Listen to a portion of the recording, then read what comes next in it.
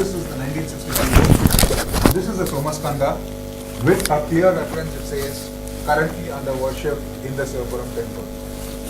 Unfortunately, it is not there anymore. It is in the Northern Simon Museum. And it is in the Northern Simon Museum.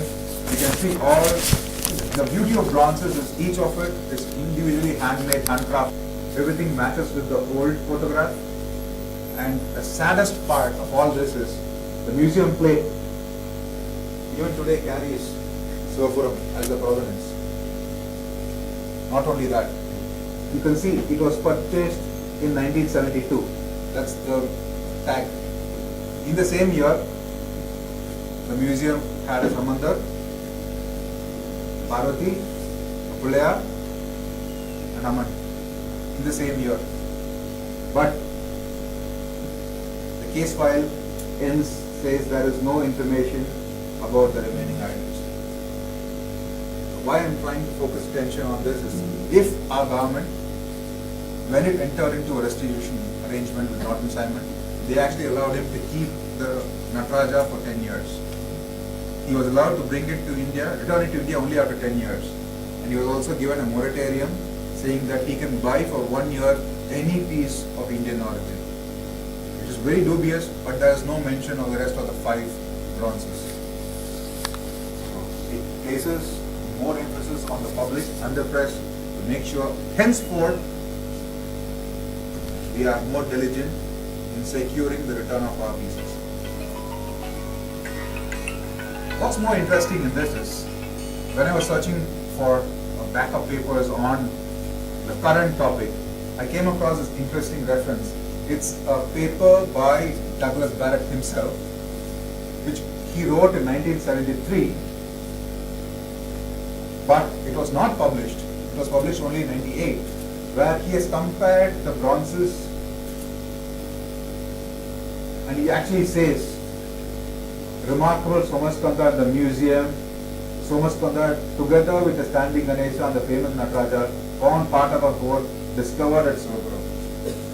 So there was documented evidence. The expert scholar himself had identified these, but we still let Shiva's family back. Only the Nataraja is here. Okay, now on that base we are going to see what's today's topic. I'm just going to throw up random slides. This could as well be a temple that you go to. Unfortunately, these are not. These are from sales catalogs. And somebody had such a great network that he used to advertise these pieces in popular magazines.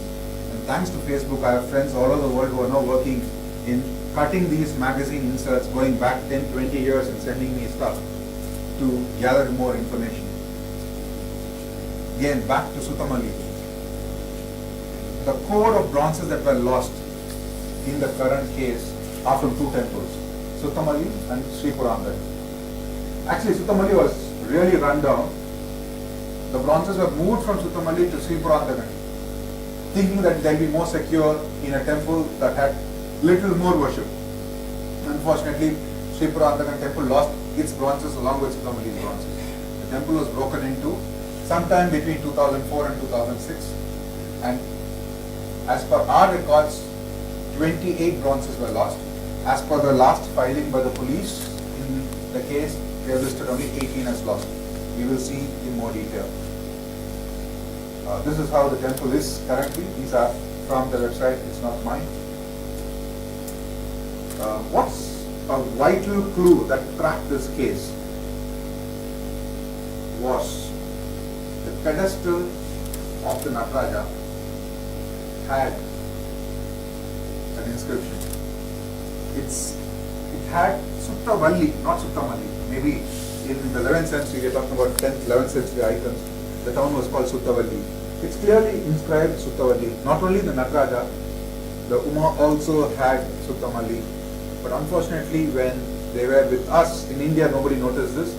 These photos were taken by a friend who visited the gallery of Subhash Kapoor, Art of the Past in Madison Square. These were taken inside his gallery by a friend, an associate. And these were the vital clues that helped Interpol recognize that these were from the same town. back to photo documentary. These are the images published by the Idlewing in their website, available for free download. They published this in 2009. These photos are taken by the French Institute in Pondicherry. And what you see on the left, these are from Suttamalli and these are from Sri Purandaran, two temples. Sri Suttamalli and Sri Purandaran. The importance why they are classified like this, we will see in the end. Now, there's one more addition. Actually, in the Idlewing photograph, this was not mentioned. I just put this in as well. These images were taken in 1972, 73, 74, 78. Again, after the 1970s judgment. So, this is evidence that these bronzes were in India post 1970. Again, Sri Purandaran. Just to throw back, while we were discussing with a lot of friends who are working on this case, I came across a beautiful website called Chasing Aphrodite. Jason is actually an award-winning journalist and author, and they've been documenting, or rather, they've published a book on art illegally brought into the US by the Getty Museum. And they, in fact, managed to secure the return of countless art pieces. And they are interested in developing a wiki loot, a kind of project that documents all looted sculpture. And they had actually worked with contact sources in the US and in Australia. And Australian Museum, and they were asking about the Nataraja bronze, which you're going to see now. They said, oh, we have proper provenance for all our purchases from Kapoor. We bought this Ardhanari with proper provenance, for example. So, Chasing Aphrodite put up this photo. Unfortunately or fortunately, I looked at this photo. I remember that I had studied this sculpture 5 years ago while working on the evolution of the Ardhanari form. And what struck me with this photograph, you can ask 5 years ago, you've seen thousands of photographs. Unless I tell you that both arms are broken, you don't realize that it is a mutilated sculpture. The beauty and the grace of the sculpture still stands despite it losing two major limbs. And this was the provenance paper, sorry, it's not very clear. The provenance is given as 1968, bought in Delhi, and certified again by, so this was some diplomat apparently. And we had actually gone to this Uttam Singh, and he says, though the name is right, my dad never gave such. His dad is no more. So this obviously is a 1968 provenance paper. Now, where I had seen the photograph was in a book by Douglas Barrett, again, published in 1974, where you can see it is still in the poster of the temple. And this is in the IFB archive, again inside the poster. What's interesting to see here is the shape, they've not broken it, it's actually been removed from inside. So it's not easy to, it's not something that a thief can just go break open and take. It has been so the moment I saw this, again, thanks to Facebook, I put up a request asking friends near Vidhachalam to go and get me a good photograph of what is there. So I got this photo and we managed to get them to remove the vastram. What struck me was, for 10 years, people have been worshipping this fake. And why I say it's a fake, remember the original statue had two hands broken. These two hands, obviously it was an untrained Stapati, even though a good one at that. He did not know iconography because a standard Chola or even Ardhanari of that period, if you had gone 10 kilometers this side to another temple, you would see that the hand is always kept on the Nandi and this hand is up. So you not even know that. Not only that, you can take up hundreds of examples of Ardhanaris. Everyone will have the same. This is actually an elephanta. So this was a fake put in during Kumbhabhishekam of the Vidhachalam Mridangeshwara temple in 2002 with the fake provenance purchased by Australia. And sadly, no case has been filed till now, either in India or in Australia, though this was found 4 months ago. Okay, back to our bronzes. So we're talking about the Sri Purandaran Nataraja. Now you can say it's a bad photograph. Okay, we've got a better photograph now. How does a photograph tell? As I said, bronzes are very unique. You can see there's a breakage here. And this is the photo from the gallery in Australia. You can see the same breakage here. And these thieves or robbers,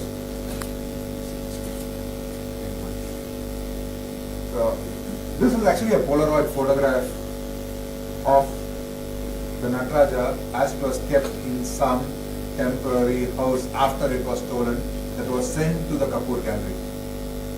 The Nambur side level parking. This is the Nataraja. Again, you can see, and this is definitely not 1970, nor is this Australia. Yeah? And again, to match the breakage, this is the archival photograph, this is the photo of the bronze, this is the piece, is all the same. So this is how we match. Again, a lot of papers get confused with Suttamalli and Sri Purandaran. This is Suttamalli, this is Sri Purandaran. You can see the orb itself is different. So this that is currently in Australia is the Sri Purandaran Nataraja, not the Suttamalli Nataraja. And they have a proper certificate from Art Loss Register taken in 2007 saying that it is not stolen. Okay, his pair, Sivagami. You know, the atrocity of the act. And this is a gallery catalogue published in 2010. A full year after the IDV put up the photographs, with beautiful high resolution photographs of the same sculpture.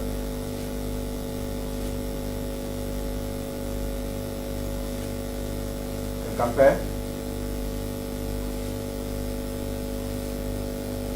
So these are actually technical stuff where we go and look at ornamentation and all that. And thankfully, this is what was seized by US Customs when they raided Kapoor's Madison Square warehouse.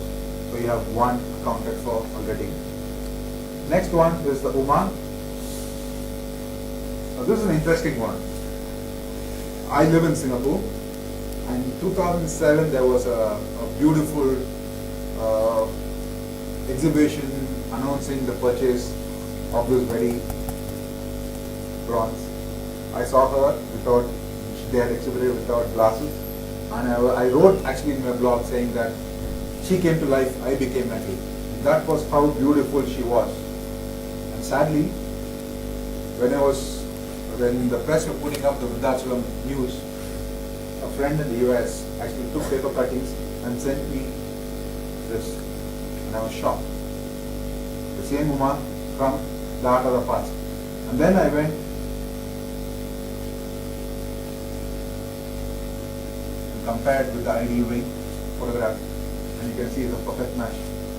And last week, the assistant of Kapoor's gallery has pleaded guilty for selling this to the Asian Civilization Museum for $650,000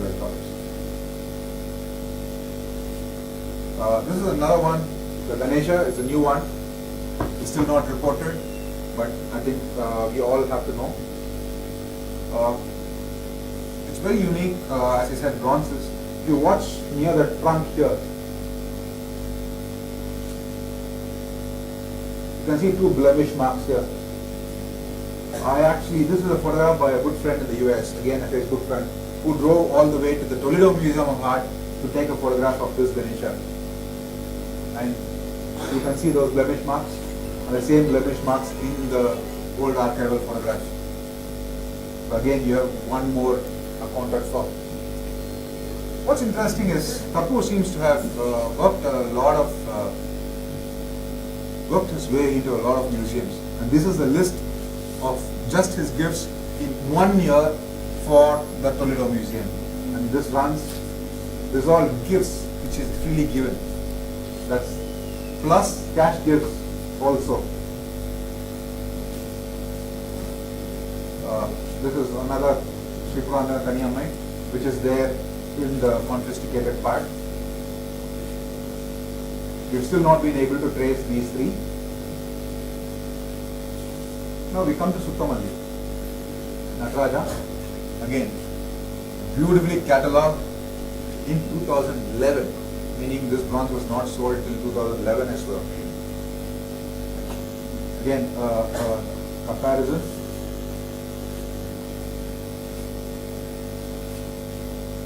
You can see the design mapping. Again, there is a small breakage or imperfection here. The way the jadas move. Just a better photo. Another one, Sivagami there. Yes, sir. Again in the catalog. That is without the outfit. Recently, Kapoor's sister was arrested for possession of a couple of more, and we suspect it's this one. And that's from the comparison with the old photograph. This Chandikeshwara was again here. Sorry. The Ashtadeva is wrongly labeled Deepa Lakshmi Railuvic is there. This is a very interesting Subramanya. I think it could have been a slightly later piece. Again, put up for sale. You can see the comparison. You see the way, the slightly cruder working of the hands.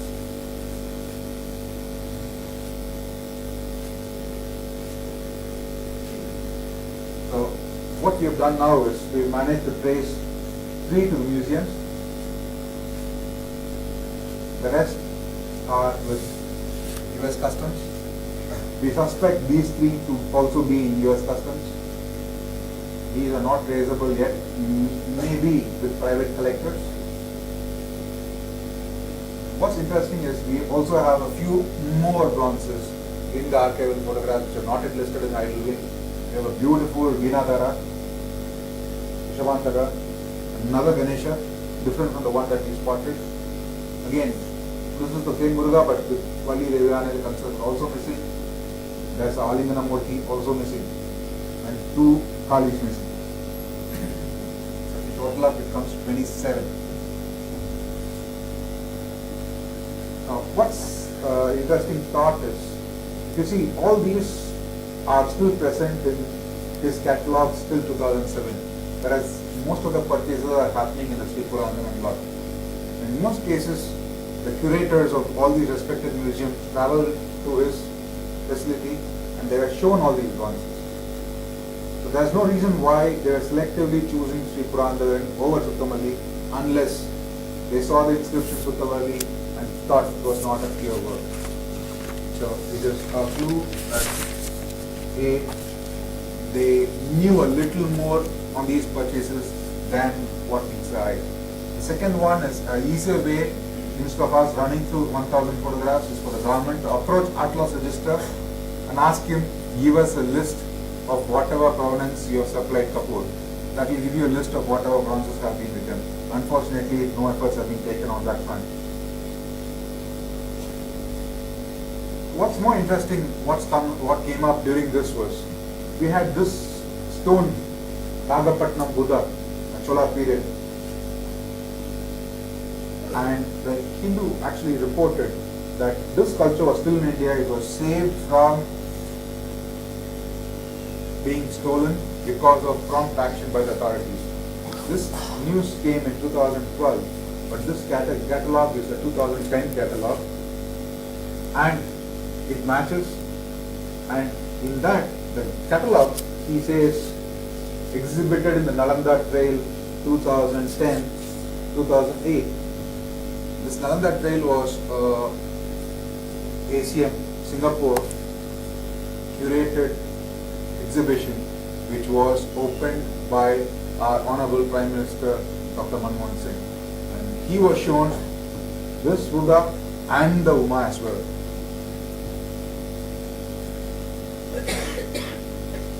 So our job is continuing, we are still on the case. There's another Lingodbha which we have tracked to another prominent museum. This is actually from the catalog, this is from the museum side. This is another case which you're working on, we would like to have your help.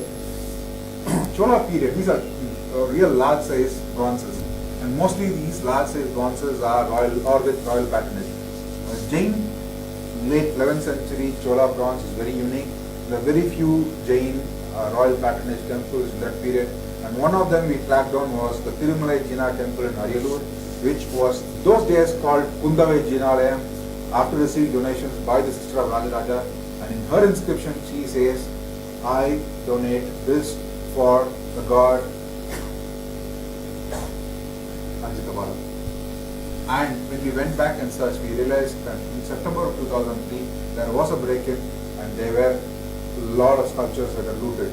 Unfortunately, we've not been able to get any photographs or the FIR from the police, but we expect to get it soon. That's from his catalogue.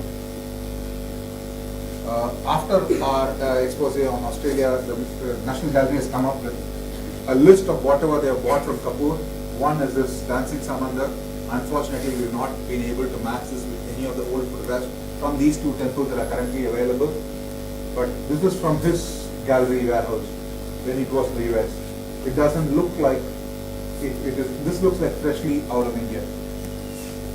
Not only is it restricted to South Indian bronzes, South Indian sculpture.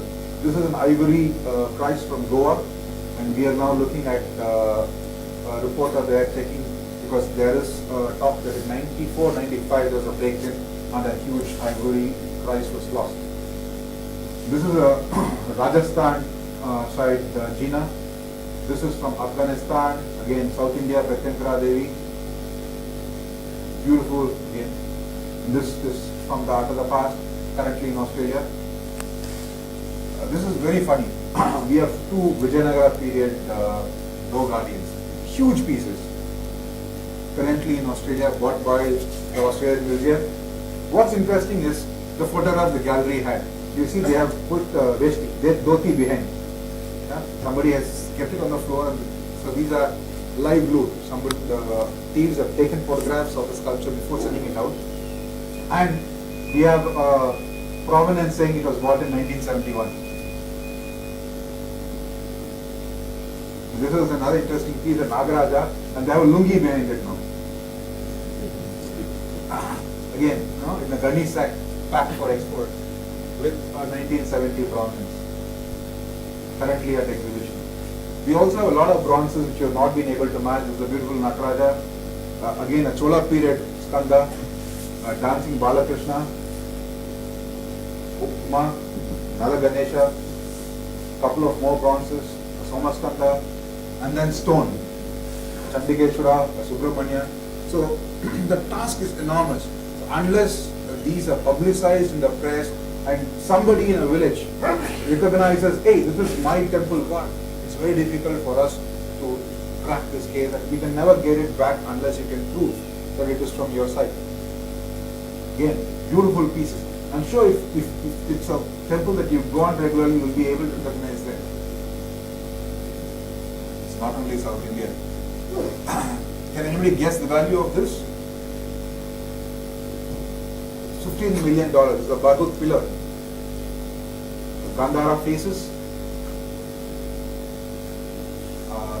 Gandhara region is Afghanistan, Pakistan, and is again a hotbed for looting. Say, Gandhara Buddha, Mashi Buddha. Not only that, this is Khmer, Cambodia.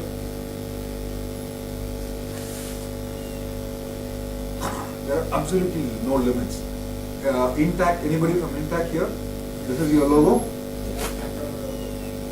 It's an anthropomorphic form. And below is an Indus seal. Again for sale. 1500 to 1200 BC. That brings an end to today's display. So now I'm opening it up for questions and discussion. Anybody want to see anything inside, you're free to go inside. I'm on time. Thank you.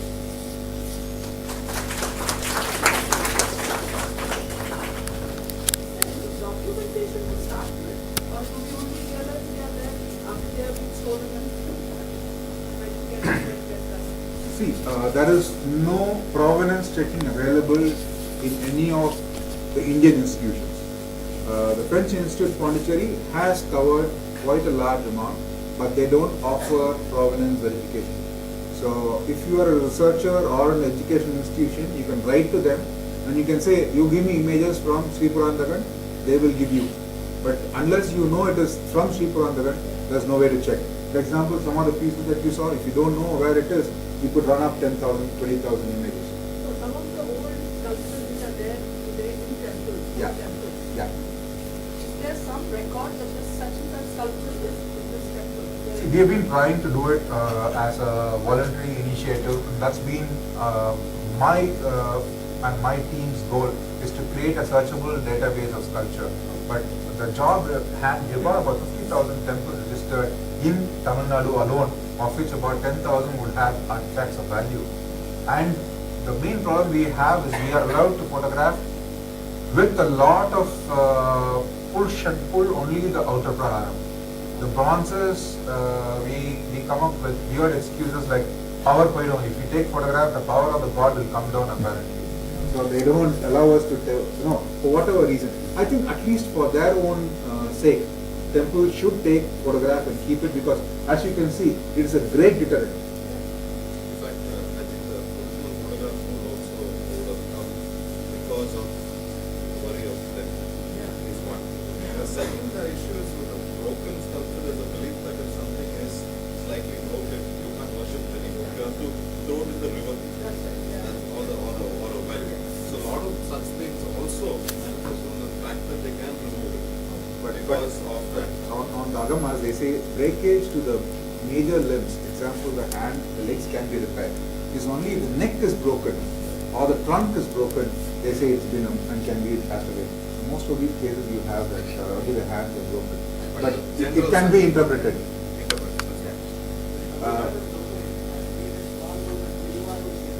Yeah. It is unfortunately not a strong room. If you go there, it is just a godown where gods who were earlier celebrated are kept on the floor on a newspaper like orphans. That is not the solution. That's exactly what we are talking about. We are talking of industry participation. When you can put an electronic tag for a 300 rupee pant and a 400 rupee shirt, why can't industry or the government try to tag and catalog these bronzes and let them remain in their homes?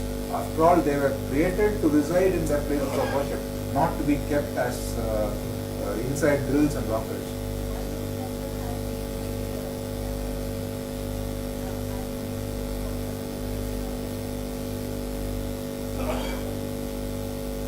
Madam, I heard your question. CCTV cameras, for that you need to have power first, and number two, most of these are inside jobs, unfortunately.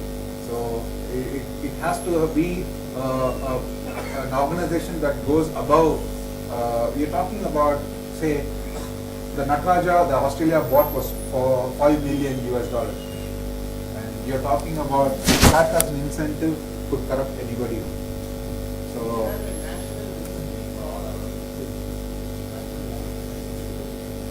The ASA does not even have a list of protected monuments in Photobase.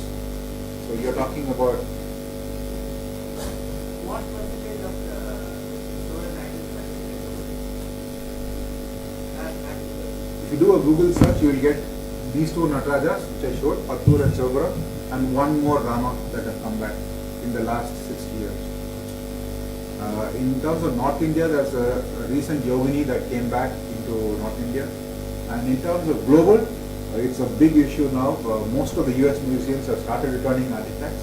The recent one last week was a Angkorian, Doe Guardian, two of them that are matched to residual feet. The teeth are cut off at the feet. So they match the sculpture to the base of the feet, they are returning it. And those governments are pushing like crazy for their return. It's a diplomatic issue.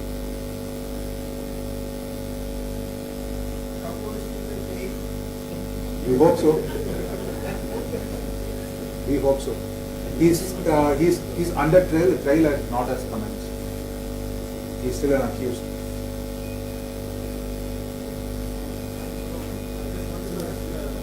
What is the importance that oil project use that we don't even take care about? What is important for this idea? Why do you buy gold for X amount of rupees and don't buy iron are the same. It's only the same. Chola pieces, one are for value and for rarity. And that's exactly a good question because today we have 3,000, 4,000 bronzes in the godown. We have another 1,000 in our godown.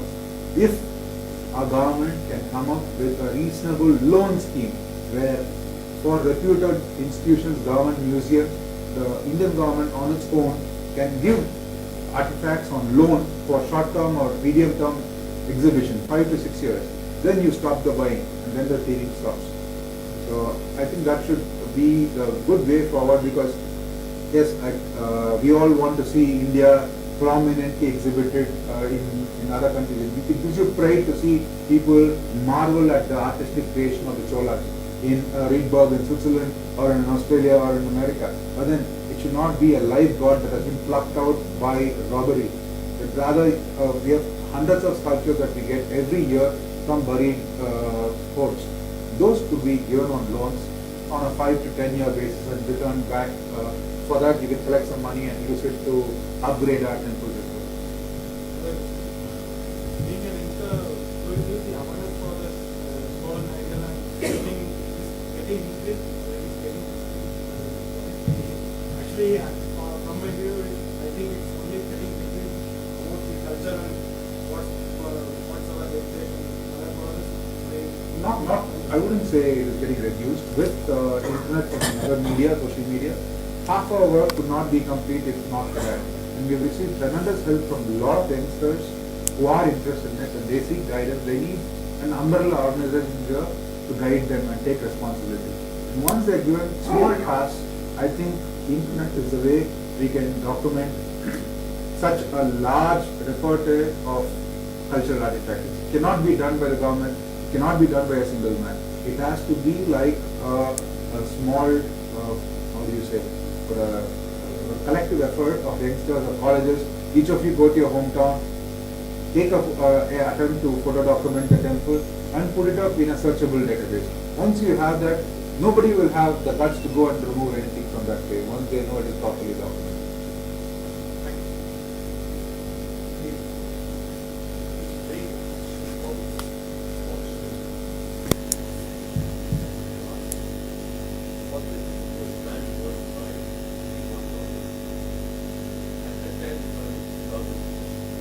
Okay, it's been happening. Most foreign governments are closely looking at Sotheby's and Christie's, and they have managed to stop a lot of actions. But in terms of buyers, for example, you take any of these large pieces that you saw today, most of them have a 1970, pre-1970 provenance. And it is really odd that for 40 years, nobody has seen the piece. And suddenly a huge Nataraja comes up. So obviously the guy who's going to buy it will know that it's never been reported in these 40 years.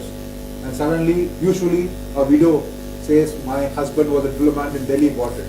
So these are small clues which, if he were a genuinely interested buyer, would clearly know it is a fresh antique and not a properly pronounced piece. And I think the industry is at fault, the auction houses are at fault. So as well are equally our governments are not documenting and protecting our heritage. Also the fact that it leaves our phone every day. It's very easy. These are sent, we actually filed for a few manifest checks. These came into the US as garden furniture, actually. They were imported to the US as garden furniture. But when they leave here, they make replicas, and it takes an expert to be able to check what is a new one and an old one. So most of these bronzes, replicas were made, submitted to the relevant authorities, got permission to export as a new piece, substituted by the old one.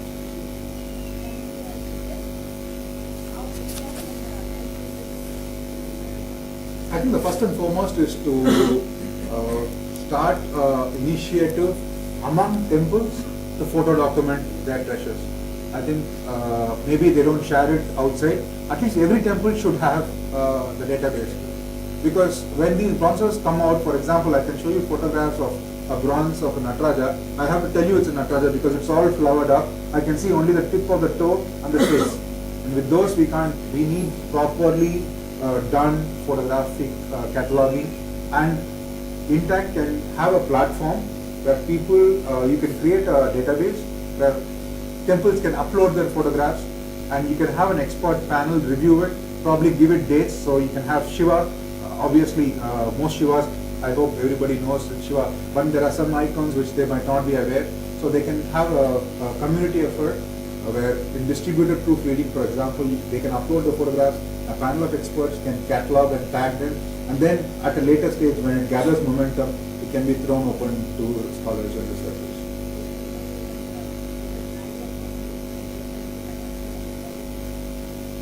Sure. We've already done a pilot. I would say it would cost about a family a good lunch in a 5-star hotel, and that's it. And today with the IT boom in India, we sure have data and get much cheaper rates. Is any initiative festivals started already? Any new temples that people do it? Me and my friend, our small group, we have done about 100 temples in the last 5 years In Tamil Nadu. in Tamil Nadu. But again, the problem is in terms of bronzes. As I said, few temples actually came to physically throw us out. They threatened bodily harm. The other ones switched off the current when we took the photograph. Some temples did not have the bronzes before it was into a route. So it has to be, it cannot be an individual effort. There has to be an organizational tag to be able to knock the government doors and make it a formal affair. I believe it is that means legal network of people looking for the temple to the court. Yeah. But how common people like us can tackle them or see them? See, for example, most of the robberies that we see, what they do, they break in the midnight, they bring a huge van, take it and throw it up in the nearest one. So, in this case, Sripuranjagan, I think the theft was discovered almost 3 months later, when a priest was walking by, touched the lock, and the lock opened by itself. That was it. So, in the sense that the people have not even opened the temple for 3 months.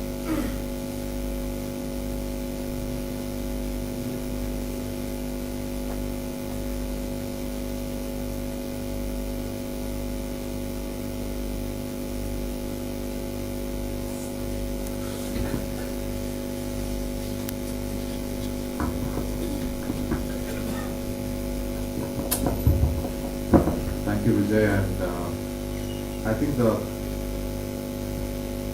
start of such something like this is a full hall of people with at least 400 people with that awareness. But personally, what I want to say is it's not only Chola bronzes. My personal feeling is the grandfather's photograph or a simple thing at home.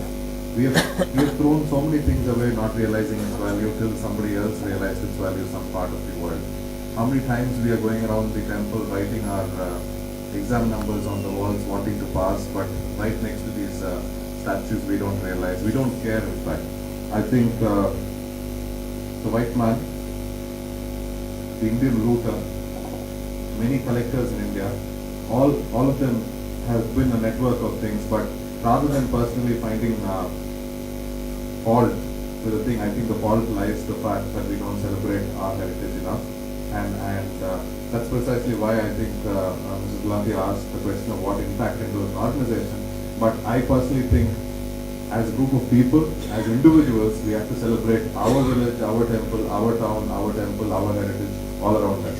Because I think the government can do something. Clearly, organizations like Intact and all of us will take some effort there, talk to some people, but at some point even the government is helpless because then there's belief systems. There are religious codes and orders. I think a lot more people have to get together to do this. People like Vijay have taken this struggle online, taken the struggle in person. I know a few months ago he was worried to talk about some of these things, but today I see that there is activism a lot more. But I'm sure we have to work with him in this. But technology is key, I think, to photograph, to document, to share, to celebrate. The celebration can happen only if all of us can celebrate. That's very important. And hopefully we'll take some effort with the government as well.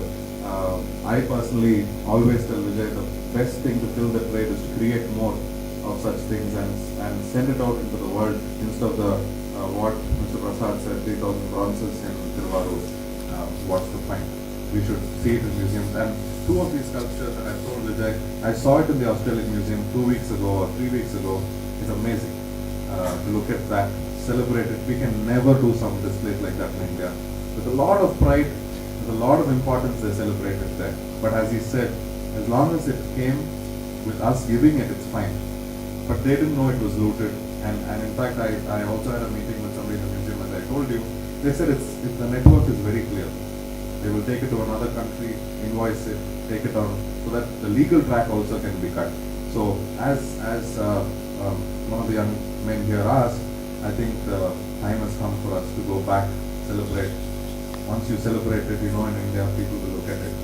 So maybe we have to safeguard our own things. Yes, ask the government, yes, ask the police, yes, ask the temple authorities. But if we the people, there are a billion of us, I don't think there are enough statues for versus a billion people. I don't think anybody can loot if we decide to protect it. The problem is us, and I think we need to start. But authorities, organizations, media, all of us, I think, will start doing a bit. But let us all start doing a bit. But Vijay, since you said this, done this lecture in Coimbatore, let us start something here. We've spoken a lot. I see a lot of people who can help in this effort. Hopefully we will share something that we can at least start by documenting it here. Thank you so much. But personally, looking at this number today, I'm shocked that the hall is full for something as selective as this. This is not something glamorous like a political issue or a cultural issue, but this, Vijay, I think, has given us a lot of commitment, and hopefully Coimbatore, we will start protection of some sort, which will snowball into this, and I ask for that partnership. Thank you for coming, and I'm sure Vijay will be around if you want to have a conversation with him. Thank you very much.